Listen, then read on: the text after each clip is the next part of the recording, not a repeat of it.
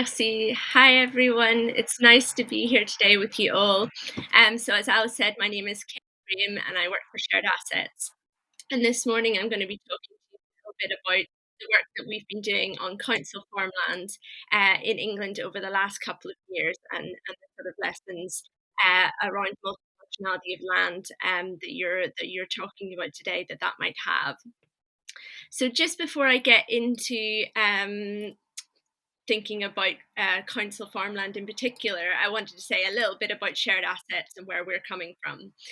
So, as Alice mentioned, we're a UK based think and do tank, and we want to see a socially just future through practical projects that build new relationships between people and the land. So we do this in a number of ways. I'm sorry that the little diagram there isn't translated, but I'm going to talk through it now. So for us, we often talk about something called common good land use, or common good land stewardship. We kind of use those terms interchangeably. And for us, this term means a few things, which I'll just talk through now. So, first of all, we believe that land should provide livelihoods for people. That could be farming, or it could be other different ways of living. Secondly, that the way that we use land should be beneficial for humans, but also for other creatures and the broader environment and biodiversity. Thirdly, that the land should be productive, and that doesn't just necessarily mean things like food and fuel, but also, beauty and places for solitude and relaxation, or also coming together as communities. So the things that people and other creatures need should be able to be produced in a sustainable way by the land. And we also think that all these benefits that the land can provide should be shared amongst the widest number of people, not just a few, which is kind of the situation at the minute, which I'll get into on my next slide. And we think that the communities around particular pieces of land should have real power and input into deciding how the land is used, and sharing those benefits, as I said.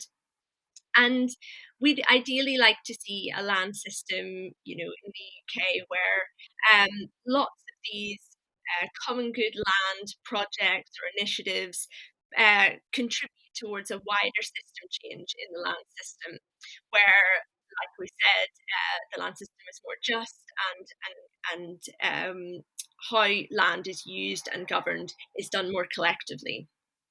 So yeah, we're trying to move things beyond the situation they are in now, where people's relationship with land is often sort of a narrow commodity-based relationship, to one where it's a lot more fulfilling for many more people for all sorts of different needs um, of humans and non-humans as well. So just building on that a little bit, I want to say a bit more about the context in the UK and why there's a need for this justice-based approach that shared assets takes to the land. So I've put a few statistics on this slide. The first one always kind of shocks me, but currently in England, half of the land is owned by less than 1% of the population. And that's a picture that is kind of the same across the UK. It's very uneven. I think overall, the UK has one of the most extremely concentrated land ownership systems in the whole of Europe. Um, and even amongst the land that is more publicly accessible, there's different groups in society have different levels of access even to that. So you can see there that particularly for people of color, sort of racialized groups, they have even or less likely to have access to green space and other types of land. I've put it just a statistic there that came up at the start of the COVID pandemic, when everybody was obviously thinking about people's access to green space when we were locked down and things like that. And it shows that the difference between the amount of green space accessible to people in the richest wards, the richest areas of London, compared to some of the poorest wards. And yeah, in those poorest wards, the residents are more likely to be people of colour. And also, young people who want to get into farming, who don't have a family background in it, are find it much harder to access land as well. You can see there that just 3% of agricultural holders in England are under 35, which obviously has implications for renewing our farming system and helping the next generation of farmers. So you can see, the land system that we have in the UK at the minute is not one of equality, basically, and we're trying to change that through this justice-based approach that we're taking. And one of the kind of realms where we see a lot of potential to see this approach become reality is on council farmland. So very simply, council farmland is agricultural land owned by local authorities. Um, and we've been working with a few different organisations, so the Campaign to Protect Rural England, CPRE, and the New Economics Foundation, to explore the current situation and the kind of recent history in terms of council farmland, and to then in the last year to kind of work with a lot of different groups of people who are interested in this land, to create a sort of inspiring vision for the future, um, to kind of renew its purpose and have a wide range of people see council farmland as like a wonderful public asset for the 21st century. So I'll take you through in a little while kind of the process of what we did and what we came up with in that vision. But just to set the scene, first of all, there we go. So in the UK at the minute, we're seeing a few dominant trends. So one is that farming and farms in general are becoming more concentrated. So smaller farms are being bought up and the farm size is generally increasing. And this is in part due to the huge rise in farmland prices that we've seen since about 2000. There's more companies who are buying farmland for speculative purposes, maybe to looking to buy to build houses on them in the future, which obviously pushes up the price much beyond what a normal sort of agricultural price would be. Um, and also, we're seeing more sort of lifestyle buyers. I think this was again another issue that came up at the start of the COVID pandemic, where more affluent people from urban areas were often trying to buy sort of second homes or move out of cities into more rural areas in a way to escape COVID. So that again has been pushing up farmland prices and prices generally for people who live in rural areas. Um, and another issue is that, in general, in England, there's very poor transparency about land and who owns it. So it applies to all land, whether it's public or private. Not all of the land is registered on the land registry system that we have, and even if it is, you have to pay to see it. So, yeah, it's quite hard if you're just a member of the public trying to find out who owns a farm near you or another piece of land if you were interested in buying that for agriculture. And specifically on council farmland, our previous research has shown this real decline of about half of the area of council farmland over the last 40 or so years. So it's still council farmland today still covers about 200,000 acres, but over the last 40 years, there's been a loss of about 210,000 acres. So yeah, roughly about half of the area has been lost in the last 40 years. But this the extent of this sell-off has kind of been hidden from the public, because yeah, many people aren't really aware that there are such things as council farms, because they were started a long time ago, and I'll get into that history a little bit. But yeah, so there's not a lot of sort of public outcry about this because a lot of people just don't know that they exist. But even so, the council farmland that does exist relatively is very important still for new entrants. So just to give a quick figure or two, in 2019, for the whole tenanted farm sector in England and Wales, actually, council farmland formed 12% of all new farm business tenancies, and it also made up 1 in 6 of all lettings offered to new entrants. And crucially, it made up about 40% of all the equipped farms with buildings and homes. So that's another thing. It's very expensive and difficult to come by a farm as a new entrant, which has, the infrastructure that you might need and a place to live in. So council farmland is especially good for having those resources that new entrants can just come and move onto a farm and have most things that they need without having to spend a lot of money right at the outset.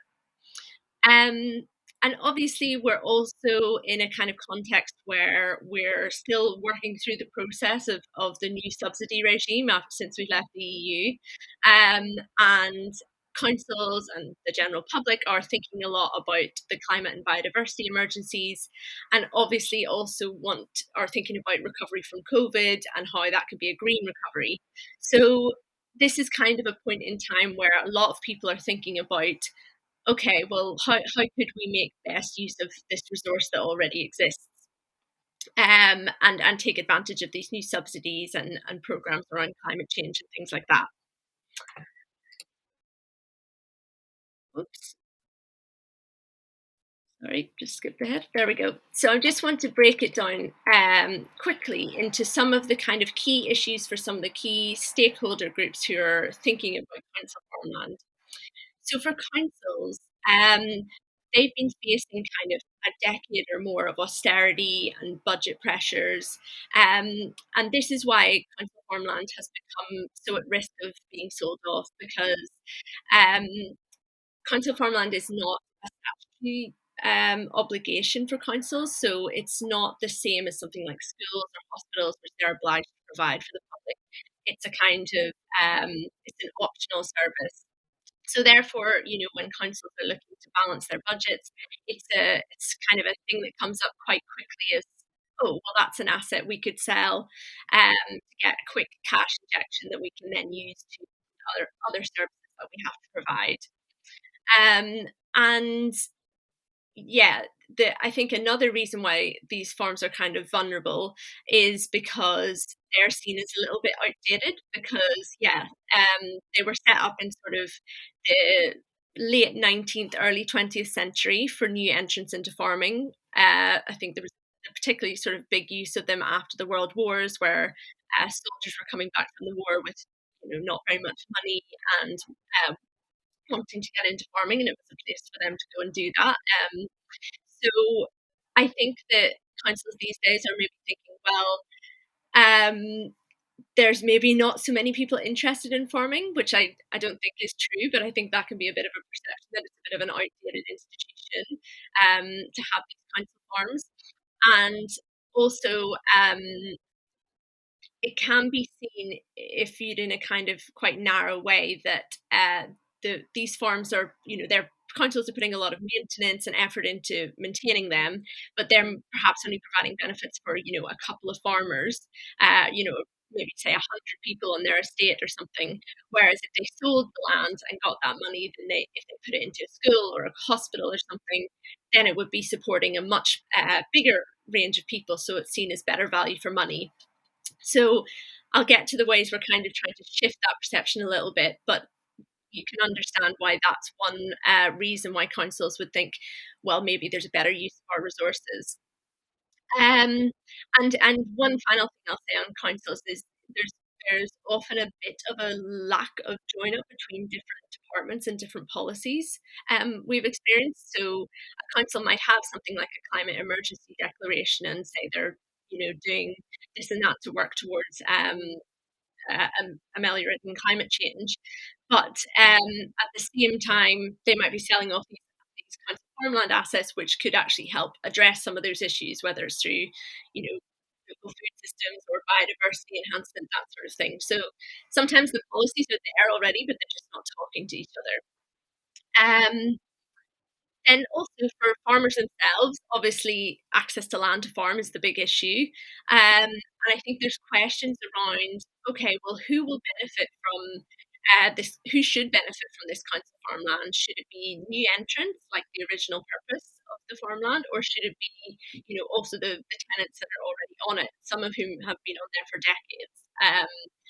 So there has to be a conversation about, how both of those groups can be supported, and how people who have been on council farmland for a long time can have different progression routes out of it if they want to. And also, I think there's this question about, well, should this land be kept for farming, or should it be for a broader range of public services? And yeah, I think that's an ongoing question as well. I'm sorry if I didn't understand it correctly, but I think I maybe saw a comment in the chat earlier about, expecting farmers to also be sort of like hoteliers, and do other environmental things, and get people to do a whole range of things. And I think it's about striking the right balance between people actually being able to grow food and fuel, and also finding spaces for other sort of publicly beneficial services to take place. And that's probably about getting more people on the land, not just expecting, one or two farmers to fulfill all those roles. But yeah, it's an important question, that balance. And finally, for communities, I think there's questions around transparency and accountability. So, like I said, there's not much information around these council farms in the public domain, or not easily accessible in the public domain at the minute, anyway. So it's good. It would be good if there was more awareness, and yeah, accountability for the public and their councils on what this farmland is being used for. Also, there's been kind of a big discussion with the shifting subsidy regime in the UK about using public money for public goods. Um, and I think the public are kind of more aware of these things now. The terminology is used to cover things like providing clean air, looking after soils, also providing places of beauty and things like that. So I think there's an increasing awareness of how agricultural land can help deliver some of those public goods, which, yeah, I think the public are interested in. And finally, there's this issue around intergenerational equity. I think there's a bit of recognition now that young people today don't maybe have the same opportunities to get into farming as, someone 30, 40 years ago would have. I see that just in terms of the amount of farmland that's being sold off that I kind of talked about earlier. And I think, yeah, communities are concerned about this, and they want young people to have similar opportunities to previous generations. So I think, yeah, that's another issue to consider in terms of this public asset. So there's obviously a range of different issues for all these different stakeholder groups, and we wanted to try and tackle all of these in developing the vision that we put together. So we had uh, participatory workshops with lots of different groups of, prospective farmers, current tenant farmers, environmental NGOs, members of the public, um, councils, and also the sort of estate managers who manage council farmland for councils. And we also had a kind of expert panel as well of people who've been working on council farmland for many years to advise us. So we had, yeah, lots of workshops and rounds of feedback, involving all these different groups to try and put together this vision for the future. So the document itself is soon to be released. We're just waiting to do a kind of big parliamentary launch of it, and it's about 10 or 20 pages long. But just to summarise the key points of it for you, so this is our kind of overall statement that for the whole vision, we're imagining that we're 20 years in the future in 2040. So we hope in 2040 that council farms are working better for everyone, that they're valued by local people, that they're actively contributing to these climate commitments, and that they're secure, and that they are managed for the benefit of the whole community, prospective growers, new and current growers, and anyone else making a living from a land. So again, I'm going to go into a little bit more detail for the various groups. So for councils themselves, in 2040, we would like to see a world where council farmland is secure in national level frameworks, and the sort of national narrative as well. So the national narrative ideally would be one around taking the holistic best value approach to municipal assets. So that these are managed in the public interest to deliver not just local objectives, but national and even global ones as well. and that these objectives are decided in a truly democratic way. Also, after 20 years of sustained investment in 2040, we're hoping that the national area of council farmland has stabilised, if not grown significantly. Um, and the farm estates host a diverse range of tenants. So, from private and family businesses, but also various community enterprise models, which work closely with the council to be kind of local beacons of innovative, sustainable, and agroecological farming. Um, for farmers and growers, obviously, the top of the list is for that there is much better and easier access to farmland for people from all backgrounds. That people are well supported to develop sustainable businesses and livelihoods, which benefit not just themselves but also the wider community. And that this all together, all these new people on the land and working enthusiastically and collectively, has really helped revitalise the land based sector by supporting progressive farmers and bringing in new resourceful people who are equipped to produce food sustainably, in tune with nature and that wider community impact. And finally, for communities, um, in 2040, communities are aware of their local council farmland and they understand the benefits that it provides, in terms of their health, in terms of kind of access to green space, locally available fresh food, and things like that.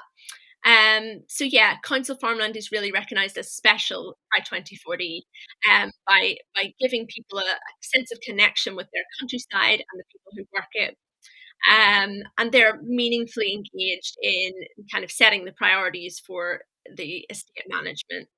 So generally, just a much closer connection between the local communities and council farmland than there is today.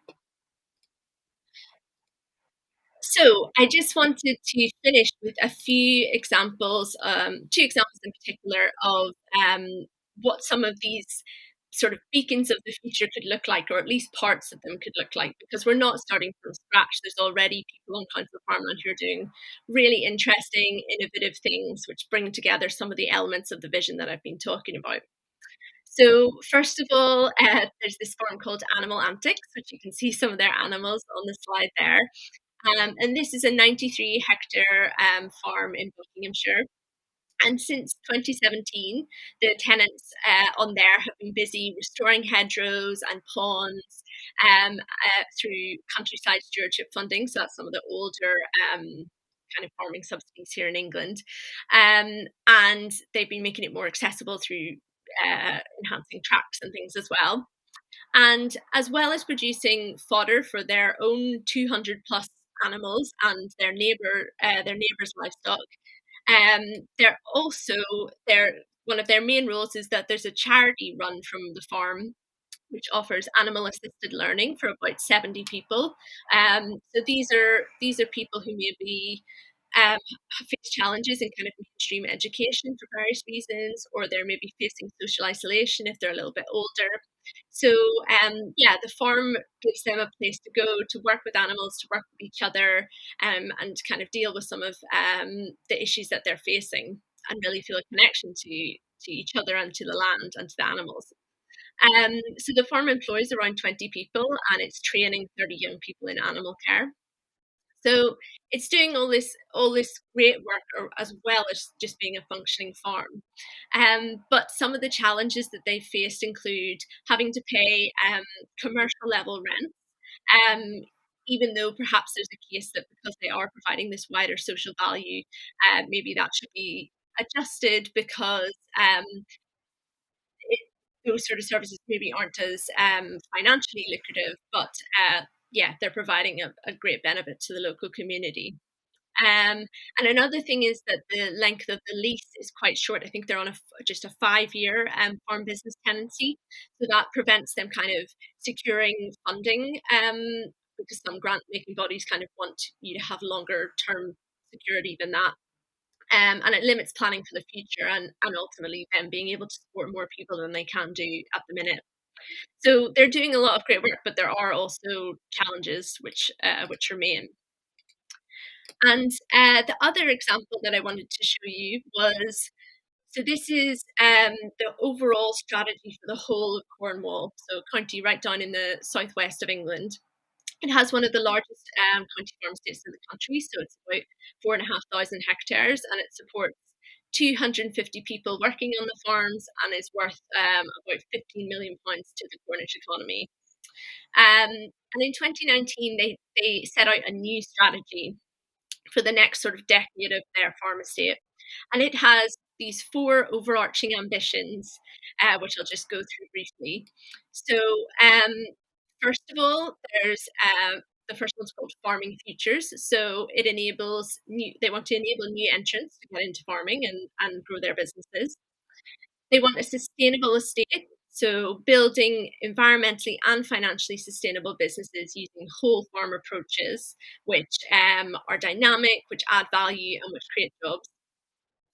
They also, one of their ambitions is environmental growth.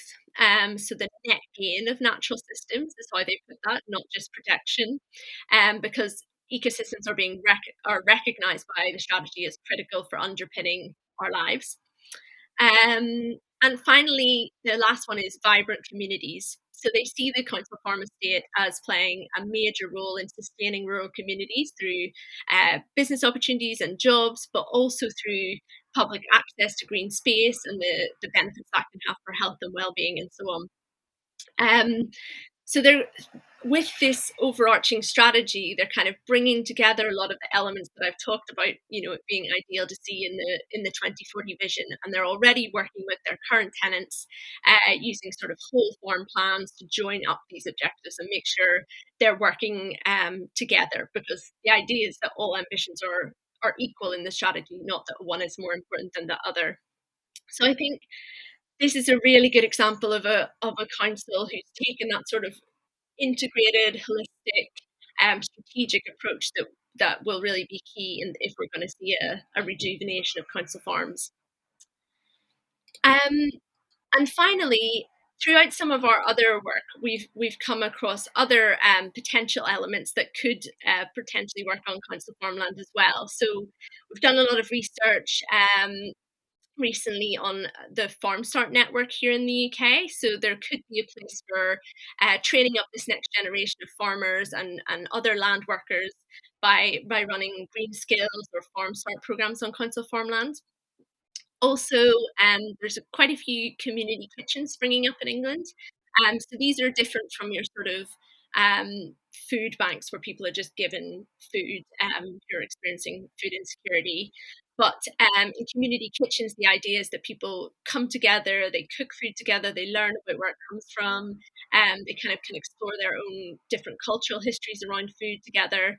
And it's linked really to the idea of food sovereignty, and that people should have control over where their food comes from and the food they take in, no matter what their income or their background. So yeah, linking a community kitchen to a council farm would be a great way of kind of really enhancing the link between people and where their food comes from, and having an input into how it's grown. I think another really important thing for council farms to potentially link into is procurement systems. So having that close link with other council services and maybe even being prioritised in the procurement process, so that food produced on council farms helps to revitalise local food systems, and goes straight into places like schools, hospitals, care homes, where people could really benefit from good, fresh, healthy food. And the final one I put there is local land assemblies. I'm not sure if this is being done anywhere in practice yet, but we've heard it discussed a few times. And the idea is that it's a form of sort of participatory democracy, similar to the sort of citizens' assemblies that have been held around issues like climate change, where people who represent a kind of cross section of the community could come together, look at the land resources, map them out, really understand them, and then decide democratically, excuse me, what they would like them to be used for.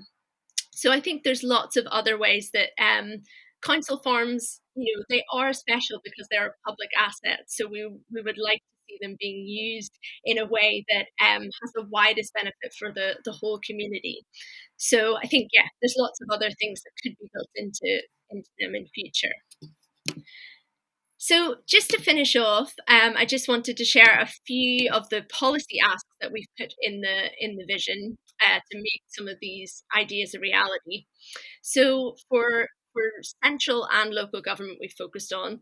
So in terms of central government, we think there really needs to be a strong statement about the purpose of a national council form estate, updated for the needs of the 21st century. And that central government should support councils in developing integrated strategies for their farm estates, much in the way that Cornwall has done. And that these should recognise the true value of public land, not just as some like a sort of commodity waiting to be sold off, but something that can provide all those other benefits that I spoke about throughout the presentation. And finally, for kind of local councils, we would love to see more effort kind of put into increasing the numbers and the diversity of new entrants who have access to council farmland, as well as much better access routes and progression opportunities for people who are already on the land and who are maybe ready to retire or something. But obviously, they should be able to do that in a way which is with dignity. And finally, that, like I just mentioned on procurement, thinking about how council farms' position and connectivity in local markets could be enhanced and strengthened is another one of our key policy asks. So, like I said, the vision is going to be launched very soon here, and I will be happy to share it with you when that's done. And yeah, after that, we're going to be doing a lot of sort of media engagement and hopefully continuing to work with councils who are interested in making this a reality. So, yeah, there's still lots of work to be done, but I hope that was interesting for everyone, and of course, happy to take questions. Thank you very much. Vous avez pu mieux entendre la fin de la présentation qui présentait la vision à 2040 réalisée par Shared Assets et les bonnes pratiques. Et donc, il y a une question que je demanderai aux interprètes de traduire une fois que je l'aurai énoncée. Une question qui a été posée à Kim sur la stratégie du comté de Cornouailles. Ces 4500 hectares sont-ils tous la propriété du comté? Et comment ont été choisis les locataires qui sont sur ces terres-là, les 250 personnes qui travaillent sur ces terres du comté de Cornouailles? Thanks. I'll try my best to answer it. I'm afraid I don't know the whole history of the Cornwall estate, but I think it was started likely in the sort of early 20th century, as many of these council farmland estates were, and the workers that are on it will be tenant farmers mainly, so people who have a kind of tenancy agreement with a particular piece of land, and then maybe most of them might live there, but then they would probably also employ a few people as well. So it would be a mix of people who kind of live on the land and are individual tenants, as well as some people they employ. There might be the odd community association, but I haven't got the exact figures, I'm afraid. And also in terms of how they were chosen, I know they go through quite a rigorous process of they have to put together a whole plan which shows kind of how they're going to not only run a sustainable business, but the different ways they're going to feed into those different objectives that the strategy has. So environmental growth and supporting local communities and things like that. So they'll have been, any new tenancies that have come up, they'll have been assessed against those different criteria, and the best candidates will have been chosen. Oh, I should have also said quickly, I have a link to the whole full strategy in the end of my presentation, which I'm sure Alice can share if anyone's interested. Merci Kim. Je pense que le lien a été posé dans le chat. On va prendre une question qui a été posée en anglais, mais que je vais traduire en français.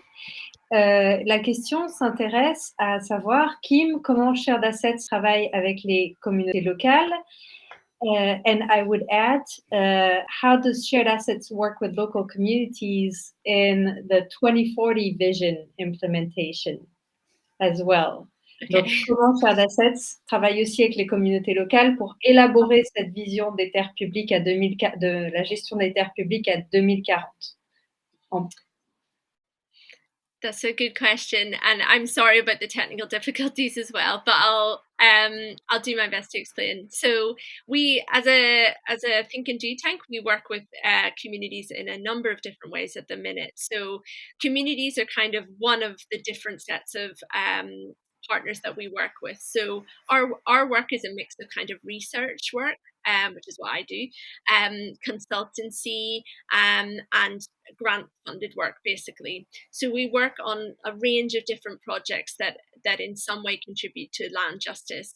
So for community groups, one of the main things that we do at the minute is kind of help with things like business plans or governance arrangements. You know, if they're setting up a local food project on a council farm or anywhere else. So we help people to really work through the kind of the processes of how it's going to work in an equitable way. So that's one of the main things that we do. And then we work often with sort of local authorities and communities together to kind of, again, work through some of those processes of governance and decision making. And we also, yeah, we work with a whole range of different clients, from sort of farmers groups to sometimes people developing new housing projects who want to do things in a bit of a more different and cooperative way. So yeah, we kind of have a wide range of different groups that we work with around vaguely land justice related things, and I can send some examples of specific projects. There's loads on our website as well if you're interested. And in 2040, I think if the vision was really working well, there might not even be a need for shared assets to be that kind of infrastructure between communities and local authorities and things like that.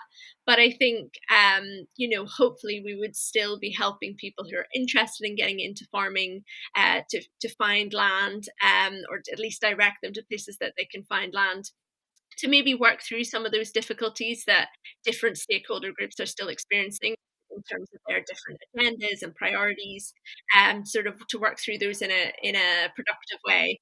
Um, but yeah, I think it's a little bit hard to see that many years into the future. But if all of these things were kind of more joined up, I think there would probably be less of a need for a sort of infrastructure organization like Shared Assets, who at the minute does a lot of that joining up, if that makes sense. Oui, c'est très clair, Kim, merci beaucoup. Je me permets, moi, une dernière question. Quelles sont les prochaines étapes pour Shared Assets dans le déploiement de cette vision à 2040? Est-ce que vous avez déjà partagé cette vision avec des collectivités, avec des councils, ou est-ce que ça n'a pas encore été fait, et comment vous allez vous y prendre pour le faire?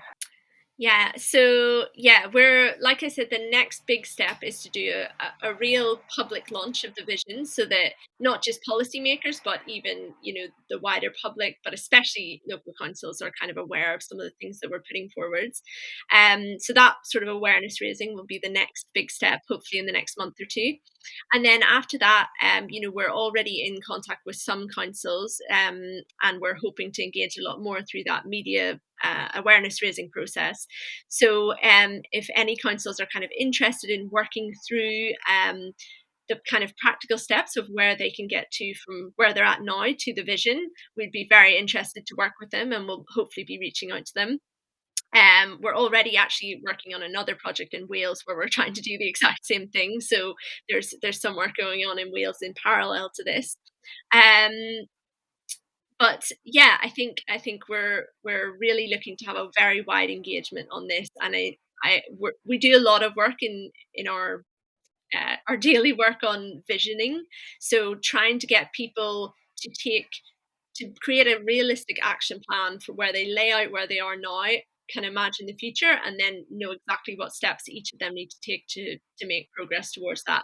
So I think those would be the similar processes that we'd be working through with local authorities and community groups on this. And yeah, I'm very excited to see that unfold. Eh bien, merci beaucoup, Kim. Thank you very much for this rich intervention. Merci à Kim. Kim fait donc partie du groupe de réflexion britannique Shared Assets.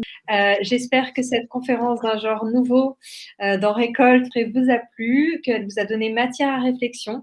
Moi, en tout cas, il me semble qu'on a encore du chemin à parcourir en France pour nous approprier les questions que Kim a abordées en matière d'égalité des chances dans l'accès aux fonciers, comment les collectivités peuvent le favoriser, comment les citoyens peuvent participer à l'élaboration de plans pour la gestion des terres municipales